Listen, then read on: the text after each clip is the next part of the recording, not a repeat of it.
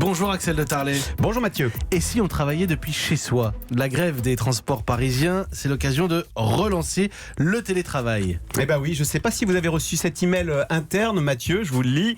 En vue des mouvements de grève, les collaborateurs d'Europe News sont invités à envisager le c'est vrai, télétravail. Je l'ai reçu hier. Voilà. Alors, faut savoir Mais que on est là, nous. Voilà, on est là en physique. Mais il faut savoir que les ordonnances Macron de 2017 encouragent cette pratique qui se répand. Sondage IFOP-Malakoff en 2018, 29% des salariés, donc près d'1 sur 3, ont pratiqué le télétravail de façon occasionnelle ou régulière. C'est 4 points de plus en un an.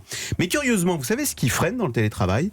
Eh bien, ce sont les salariés eux-mêmes, car ils culpabilisent à l'idée de travailler depuis chez eux.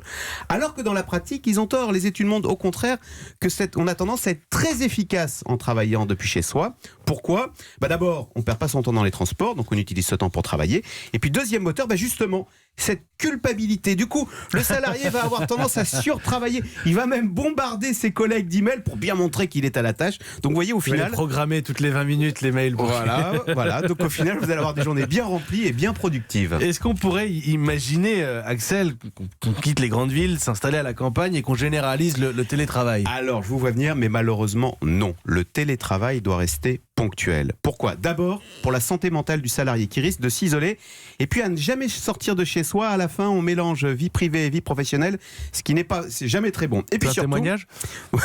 Oui. Pardon.